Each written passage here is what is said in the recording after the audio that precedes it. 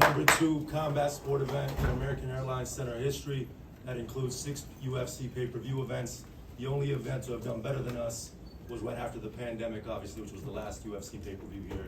So very proud of Jake and Nate for what they accomplished here tonight. I want to thank the American Airlines Center for their partnership.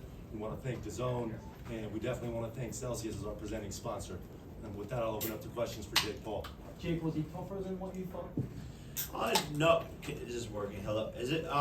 No, I mean, it's what I expected, right? Like, that's what he's known for. I don't know how he survived the first round, but he's a dog, and I walked the dog. Jake, right, your shots were shorter tonight, your footwork was good. Later in the fight, you still had gas. What do you attribute the new look of Jake Paul to?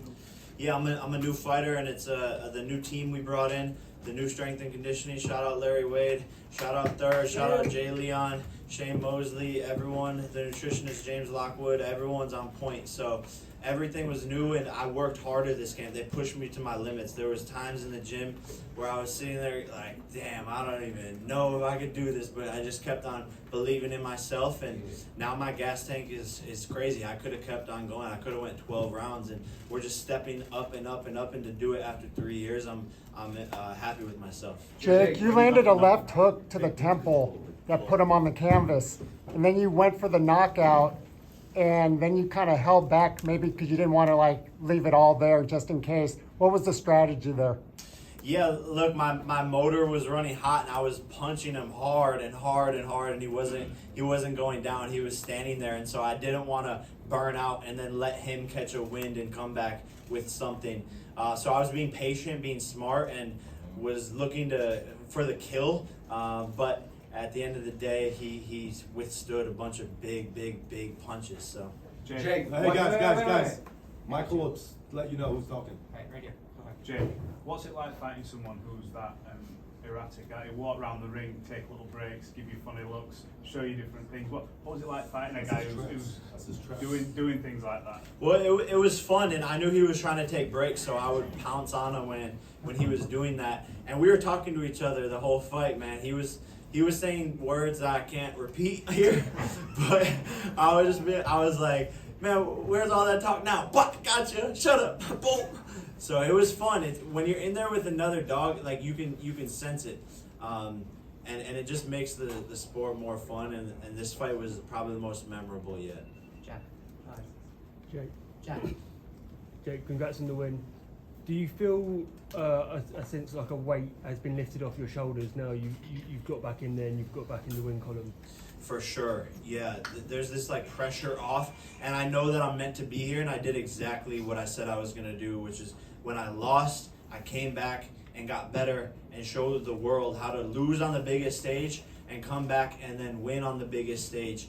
And it just goes to show for anyone out there that's losing, it may be a boxing match or maybe in life, take the L on the chin, get up the next day and get back, and Listen, don't stop. That split decision loss was the best thing that could have ever happened for Jake Paul.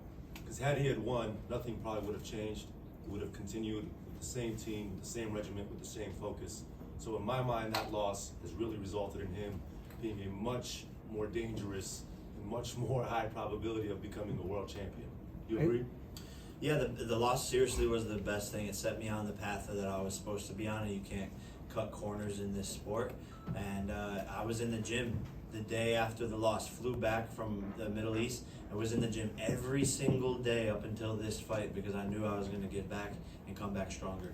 Chris Belcher, House of Highlights. A couple days ago, I asked you to rank your opponents. Where would you rank Nate? And also, was it a surprise for you seeing Logan come in? And what did he tell you when he showed up? And what did that mean to you? Man, it was just crazy that my brother was there. When his energy entered into the locker room, everything felt perfect, and it just felt like this was gonna be our night. And I was just having fun, and that was the missing ingredient, my last fight. Now I'm having fun. I'm back on that side of things, and Nate was the toughest person I fought yet to date. So for sure. Thank you. Fred, go ahead. Jake, what's one thing that you took from the Nate Diaz fight, which you thought you knew going into it, but then in the fight it surprised you? One thing I took from it, I think the confidence in knowing I can go 10 rounds with nonstop power punching is really great experience, and I'm just getting more and more comfortable in the ring. and learning to box, learning to slow things down and see things vision clearer. So that experience is priceless. Jake, Conor McGregor actually tweeted, he didn't say anything about your performance, but he did insinuate he was watching because he made a comment to Sweetie. Let's talk a bit about where that maybe falls on the grand scheme of things What did for he your say? career. Huh? He said, fuck this, Sweetie, what's up? But I'm saying he's obviously watching. Where does that fall in the grand scheme of things in your career, having a fight against Conor McGregor? I don't care about that guy. Yeah, he needs to go to rehab. I want Nate in MMA. I want more professional boxers, and I want Canelo. Thank you, Jake. So, you know, all week you look great. We saw you in workouts. We saw you at the press conference. You said that you've done new things in training. Can you talk a little bit about your work with the Kronk and some of that stuff and how that helped you in this fight? Yeah, man, that Kronk attitude, Third brought to the gym every single day, and it was really that balance, that footwork, and not letting me make any mistakes. It was a game changer, and he pushed me hard with the punches and power punching and 20 rounds, 25 rounds, sparring more and more than I ever have before, and that's what prepared me to go 10 rounds with the Absolute Warrior. Do you think that that Nate was surprised by your power and when you knocked him down? For sure, I could see it the whole fight. In the first round, I seen his eyes light up, and he was like, okay, they talk about this kid's power, but when you feel it, it's different.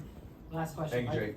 Jake, he tried the guillotine in the ninth round. He fucking choked me. He was actually choking me. No, he was actually choking me. And I was like, oh, this is crazy. I didn't think he was going to stop, but he had it in. Because obviously I'm not going to try to defend it, but yeah, like, it's just funny. I was like, this is crazy. But yeah, man, like, that's why I want to do it back in MMA. It's fun, man. I'm with all the shit. You have a taste of the sweets now, right? So if you do get that MMA. Yeah, but like if I'm ready for it, I would have dropped. If it was MMA, I would have dropped to a double leg, picked him up, and dropped him on his head. Thank you, everybody. Thank We you, guys. appreciate all the support. We appreciate the media. Thank you, guys.